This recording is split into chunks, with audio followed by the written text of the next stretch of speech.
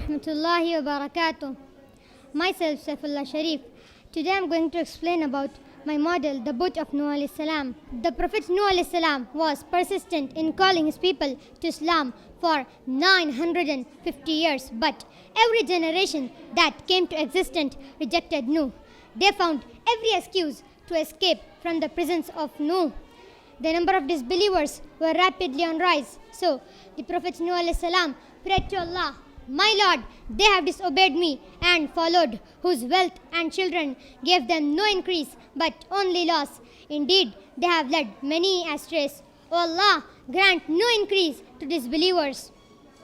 Allah then instructed to the Prophet Nuh to build an ark with the support and guidance of the angels.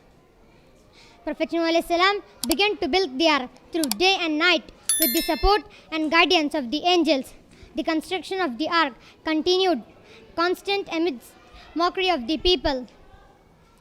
Then Allah instructed the Prophet Nuh alayhi salam to collect the believers and board into the boat. Along with the believers, Prophet Nuh alayhi salam also took pairs of animals and birds and insects. Soon after, heavy rain begins to pour down and the angry skies and water began to rise. Allah then instructed the earth and skies, "O earth, swallow up your water, and O skies, withhold your rain." Soon after, skies cleared up and sun shone bright.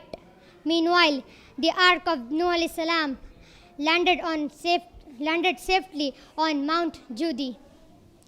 The Prophet Nuh alayhi salam and his believers were grateful to Allah and offered a gratitude to Allah. One day fasting. Jazakallah.